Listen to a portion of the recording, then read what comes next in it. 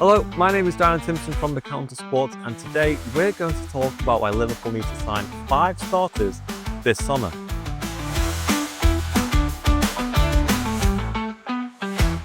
Liverpool clinched the Premier League title at the weekend as they beat Tottenham Hotspur 5-1 at Anfield. But when you look at their squad, it's hard to think that if Liverpool want to compete all front again next year, they're going to need bigger depth and better quality in the first 11. Just looking at this season, and honestly, winning the league in his first year is an unbelievable achievement, but defeats to PSG and Newcastle in the Champions League and Carabao Cup final maybe showed fatigue was settling in, not enough players the Dutchman trusts in his wider team, and not enough quality in attack to take the burden off Mohamed Salah. So, why 5 starters for Liverpool? Starting with the obvious, right back is a straightforward position Liverpool will need to strengthen in the summer. Now, obviously, the best thing for Liverpool would be if Trent Alexander-Arnold chose to sign a new deal. And if he does, this bit might look a little bit silly. But let's just assume he goes to Real Madrid in the summer. The club obviously have Conor Bradley in the squad. And although he is obviously a talented player, he's still quite raw defensively and only turns 22 this summer.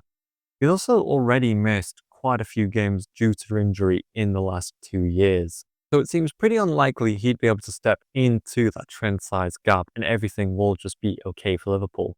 That's not necessarily to say that he can't become a starter for the team in future years, but what is obvious is the club will have no choice but to buy a young right back at a similar level or maybe above to compete with Bradley for that spot. Now, we move on to the other flank, left back. This, again, I think is another straightforward improvement for Liverpool this summer.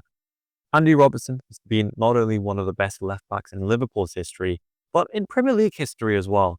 However, in recent years, it's become more and more clear the Scottish captain's level has been declining, and the loss to Fulham a few weeks ago pretty much epitomised that. And this isn't a slant on Robertson. He's a player I've loved watching, but it's more of a case that maybe too many years of playing too much has caught up with him.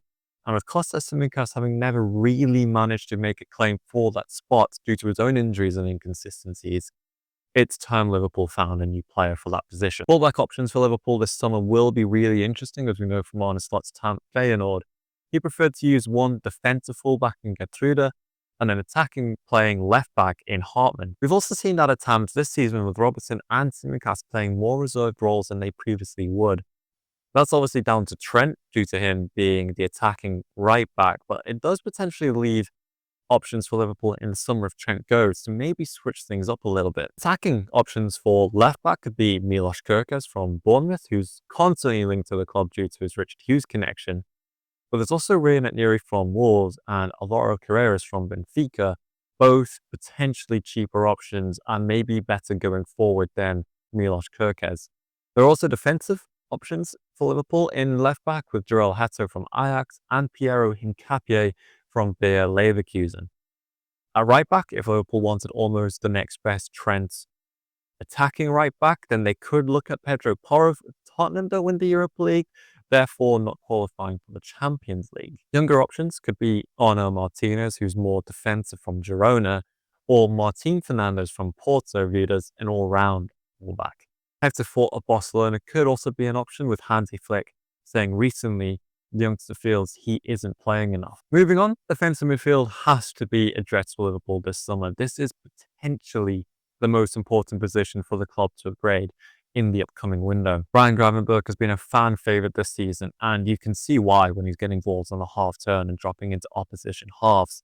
But the problem is that's not really a defensive midfielder's job, and it's pretty clear that's not what Slot wants from his 6. Gravenberch had a really good first half of the season as well, and maybe it was due to fatigue or teams letting him have the ball more and not letting him turn, but his second half really took a dip in form. Trent leaving Liverpool is a massive on-the-ball loss for the club. He's one of the best players in world football in getting the ball up the pitch from deep, and that's not really what Gravenberch is good at. Liverpool need a player who's more comfortable playing in between the lines, but also physical and astute defensively. Last summer, it was pretty well known the club tried for Martin Zubimendi of Real Sociedad, who, although may not show some of the physical traits, he is highly intelligent and the type of passer Liverpool need. It remains to be seen if the club will try again for him this summer, with both Real Madrid and Arsenal favourites to sign him. So who else is there? Well, Adam Watson is probably the next best passer, who's also more than capable as a defensive midfielder. Elsewhere, Carlos Belieber and Edison would be viable options, but both may not have the passing range of Wharton. Looking further up the pitch then, starting with left wing, and I can hear you saying Liverpool don't need a left winger. They have Cody Gakpo, Luis Diaz, and even Federico Chiesa if he's ever allowed on the football pitch. And yes, I imagine whatever happens in this position will be due to a sale. Luis Diaz has been a perfectly good player for Liverpool during his time with the club, and he's coming off the back of a very, very good season, 12 goals and 5 assists in the Premier League alone. But he's also 28, has 2 years left on his contract, has rumored interest from Saudi Arabia, and has also expressed a desire to play for Barcelona through his dad. There's also Cody Gakpo, who again is a very good player, who's had a very good season, but I've not really been convinced in the last 2.5 years that he impacts games often enough to be the main starter for Liverpool. Like I said, I imagine Liverpool will only upgrade if a suitable offer comes in for the Colombian, as they do have a lot to do this summer. But I think it's just time the club look to find an elite level creative talent in that position if they're to lose Trent's creativity. Now, again, slots at Feyenoord used Igor Paxial as a left-sided winger / left-sided 10, and could look for a similar profile here. These options could be Alex Baena from Villarreal, Xavi Simons from RB Leipzig, or Morgan Rogers from Aston Villa if they have PSR issues again this year. Starting with Simons, everyone knows about him. He's a very talented player in Germany, but I do have doubts about his physicality adapting to the Premier League. However, saying that, I could see him with an up and down left back, as in a Kirkes, a Nori, or a Carreras. Baena isn't the flashy name and himself has had inconsistent seasons of output. What's always striking to me is that he always ranks really high creatively, with the season alone creating 84 goal-scoring chances.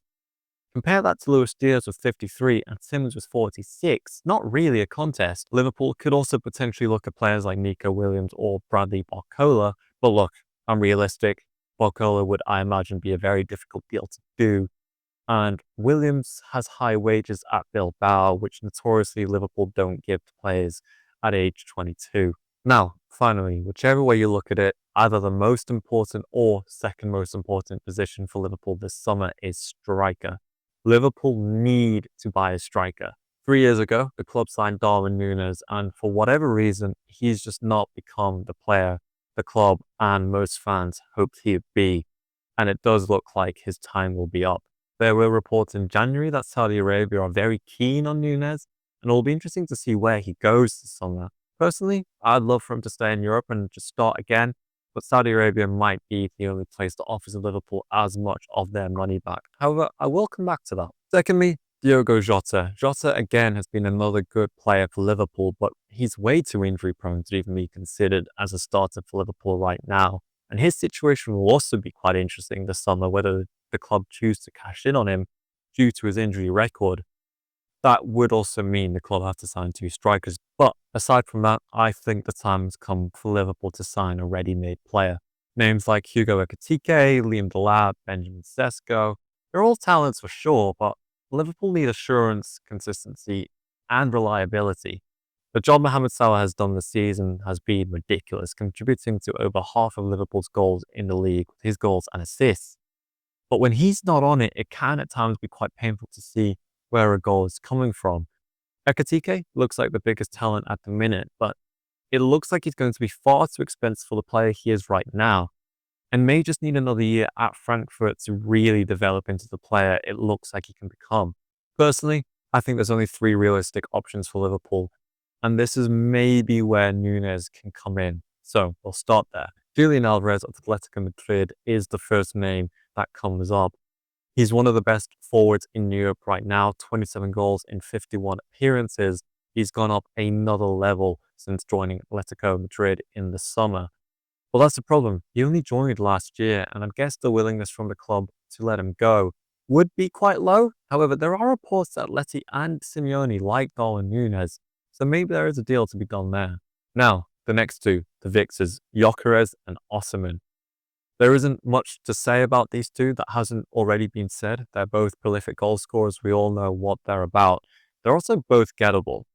Osimhen's potential wage demands could be a sticking point for Liverpool, but if the club wants to maximise the most out of Mo Salah and Van Dijk, who both recently signed 2-year deals, then they're going to need win-now players. And Alvarez, Osimhen and Gyökeres are all win-now players. Now again, I can hear you saying, well, how will Liverpool be able to do all of that? Well, if recent reports are to be believed, then they will have a significant transfer budget to go into the summer with. They also have many sellable assets right now, and if they have ambitions, then I wouldn't be surprised to see a big overhaul in the summer, with maybe 1 or 2 favourites leaving. However, we will have to wait and see what happens come August. But for now, if you've made it to the end, thank you so much for watching. If you've enjoyed the video and would like to see more of these, then please let us know. Please like and subscribe, drop a comment below. But for now, thank you very much and goodbye.